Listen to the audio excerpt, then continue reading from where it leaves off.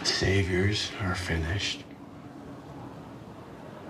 Negan's finished. And this place, what it's been, that's all over.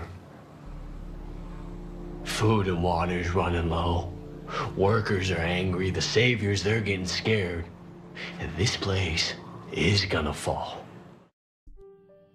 Hey guys, Kiwi here. In this video, I'll be breaking down and analyzing the 2 sneak peeks for next week's episode of The Walking Dead, Season 8, Episode 7, Time for After. We'll be looking at both the Talking Dead sneak peek along with the exclusive opening minute sneak peek as well, as they are actually one and the same. With that being said, warning of spoilers for everything in the show up to Season 8, Episode 7, and let's jump right into this.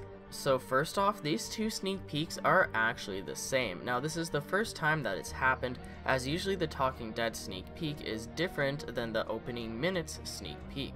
While the Talking Dead one shows Dwight talking to Eugene, the opening minutes one actually shows Eugene's side of the conversation before Dwight even starts talking. Obviously, there wasn't much that they could show from the episode, I guess, so what's the deal? Are they trying to hide Gabriel from us or something? Also, last week's opening minute sneak peek was the first time that it wasn't actually the first few literal minutes of the episode, because although Jesus talking to that savior guy was near the beginning of the episode, it wasn't literally the first scene of the episode, like all the other opening minute sneak peeks beforehand. With that being said, the new sneak peek for episode 807 may or may not be the opening scene to the episode, but it should still be one of the first few.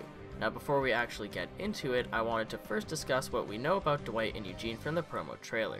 Although I already have a full video discussing the entire promo, right now we'll only be focusing on the parts of it that include Dwight and Eugene. So first off, we can see Eugene walk away from a conversation with Negan and Dwight. Right before that, we can see Dwight looking at Eugene funny. So is Eugene hinting that he might sell out Dwight for brownie points with Negan?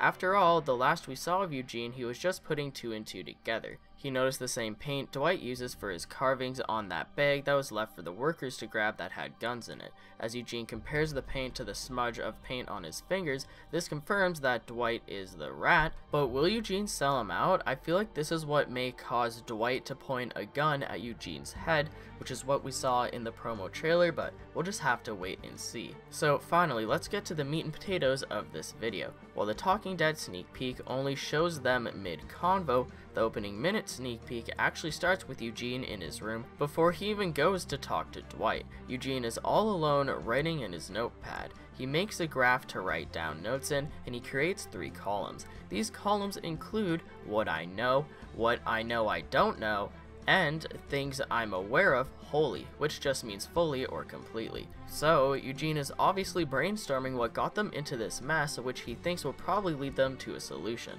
And while contemplating what to write, he actually tosses the notebook aside and leaves his room to go and visit Dwight.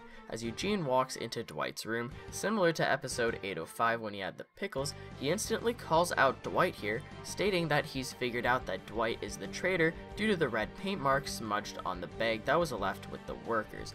At the end of episode 805, we saw Eugene put that all together, but in the sneak peek, we can see him straight out confront Dwight on it.